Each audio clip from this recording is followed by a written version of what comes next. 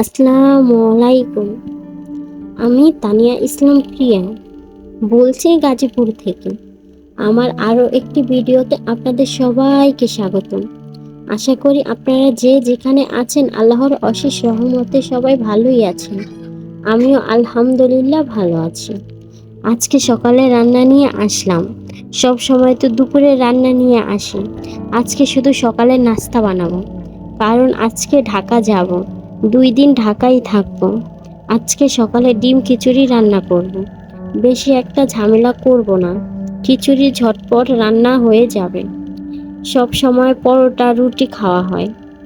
আজকে বাইরে প্রচুর বৃষ্টি, খবরে দেখলাম 2 দিন এরকম বৃষ্টি থাকবে। আপনাদের তো বলাই হলো না আমি কেন ঢাকা যাচ্ছি।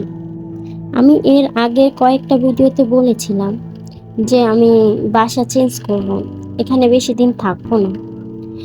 আ- তাই আমি গাজীপুর থেকে ঢাকা শিফট করছি। তারই জন্যে ঢাকা বাসা দেখতে যাচ্ছি।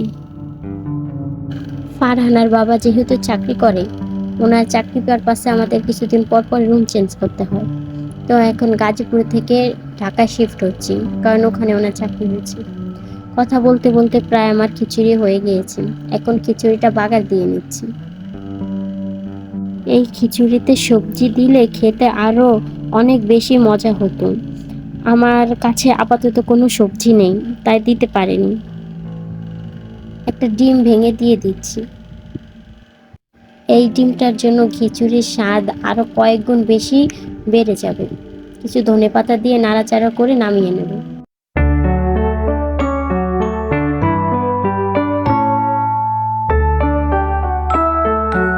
খাওয়া দাওয়া শেষ করে কিছুক্ষণ রেস্ট নিয়ে ঘর থেকে বের হতে বেরোতে 10:30 প্রায় বেজে গেছে।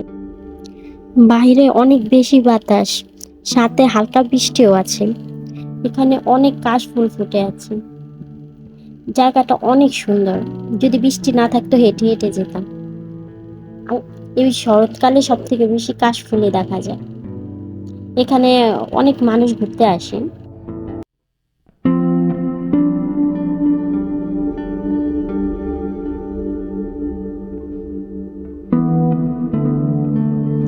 এই তো মেট্রো স্টেশনে চলে এসেছি।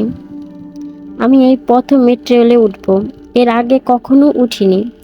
ফারহানার বাবা এর আগে অনেকবার আসছে, আমি এই প্রথম। মেট্রো রেলে উঠতে হলে কত কিছু করতে হয়, আমি কিছুই বুঝতে পারছি না। আমি ফারহানার বাবার পিছে পিছে যাচ্ছি। উনি যা করতেছে আমিও তাই তাই করছি। আশেপাশে মানুষ দেখে বুঝতে পারছে আমি প্রথম উঠছি। তাতে কি হয়েছে, তারাও তো একসময় প্রথম বাড়ি উঠেছে। এখন না হয় তারা পুরনো হয়ে গেছে। ট্রেনটা অনেক স্পিডে চলছে, ভিতরের মানুষগুলো বুঝতেই পারছে না।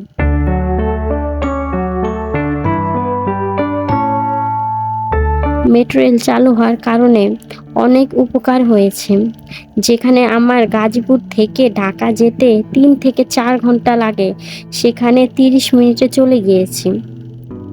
জার্নিটা অনেক সেফ ছিল।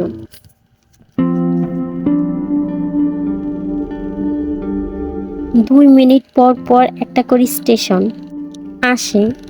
উত্তরা থেকে আমাদের শেষ গন্তব্য ছিল মতিঝিল। এই ঢাকা বিশ্ববিদ্যালয়ে যারা পড়েছে তারা অনেক মেধাবী স্টুডেন্ট। আপনারা কারা কারা পড়েছেন কমেন্টে জানান। আমার ভিডিওটা যদি আপনার ভালো লাগে তাহলে একটা লাইক দিন। আর যদি আপনি আমার এই চ্যানেলে নতুন হয়ে থাকেন তাহলে আমার চ্যানেলটা সাবস্ক্রাইব করবেন। আর যদি এই ভিডিওটা আপনি ফেসবুক থেকে দেখে থাকেন তাহলে আমার পেজটা ফলো করবেন। আর যদি আপনি আগে থেকে করে থাকেন আপনাকে অসংখ্য ধন্যবাদ। এই মেট্রোতে ওঠার অভিজ্ঞতা আমার খুবই ভালো ছিল। আর আপনারা দোয়া করবেন ঢাকা যে কাজে যাচ্ছে কাজটা যেন সুন্দর মতো করে আবার ফেরত আসতে পারে।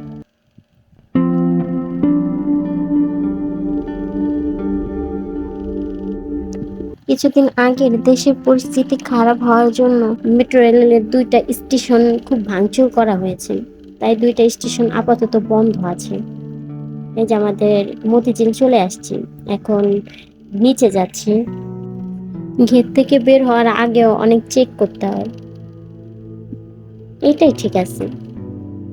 যাতে কোনো অনাকাঙ্ক্ষিত ঘটনা না ঘটে।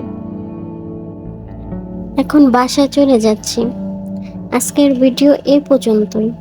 সবাই ভালো থাকবেন, সুস্থ থাকবেন। আল্লাহ হাফেজ।